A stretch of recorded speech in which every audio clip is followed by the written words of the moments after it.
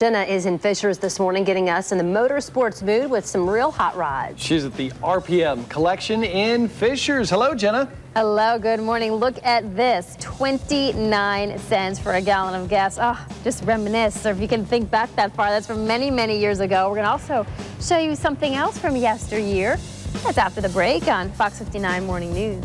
Welcome back. It is now 8:51. We'll get your motor running and head on down the highway. After all, you're going to be going to Fishers, aren't you? That's right. That's where Jenna Maloney is live this morning, taking you through an exclusive museum. Good morning, Jenna. Good morning. That's right. We're spending some time here at the RPM Collection. It's an appointment-only American muscle car museum. And to get you in the mood for the big NASCAR race this weekend is the owner, Steve Cage, because you've taught me this morning that the NASCAR race cars didn't used to look like how they do today. Well, that's correct. This is a really interesting set of cars here. This is the Plymouth Superbird, and this was owned by Reggie Jackson actually at one time.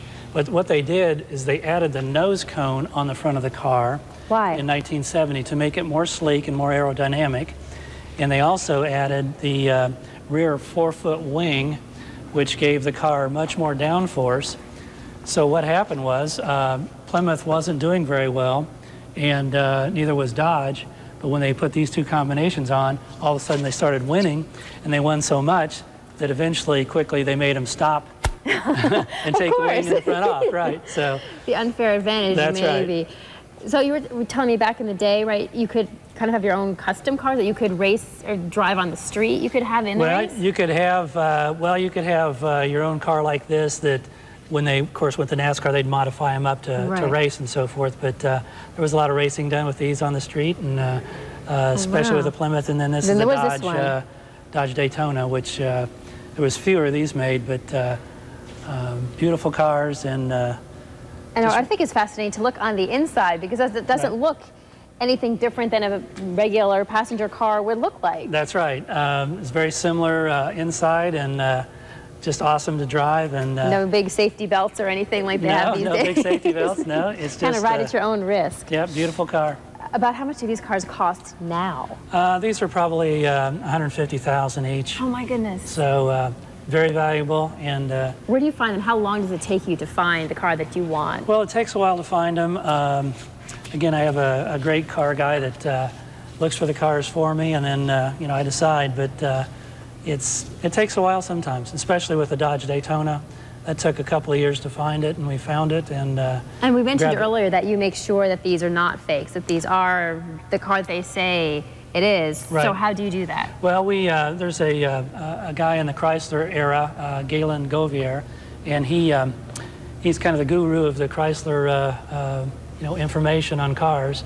And if he certifies the car, it's usually a pretty good certification that the car is correct and to the paperwork that you have. And of course, then when people come out for these appointment-only tours, you're going to share with them all the different stories of the different cars. Absolutely. It's so much fun. And, when you come in, you take a big gasp of air because it's so beautiful. And you get a big wow. So you call these works of art? Works of art. It's absolutely works of art. And all the colors and the colorations and the styles. Yeah, and it's been so much fun talking with you this morning because, off camera, you've been telling us all the stories, too, which go with so many of the cars that we just haven't had time to share with you this morning. So if you at home want to come out and make an appointment to see these cars at the RPM Collection, it's here in Fishers. The tours last about an hour and a half and cost $25. You see that information on the screen. Also going to find it on our website, fox59.com. So guys, you ready for the big race?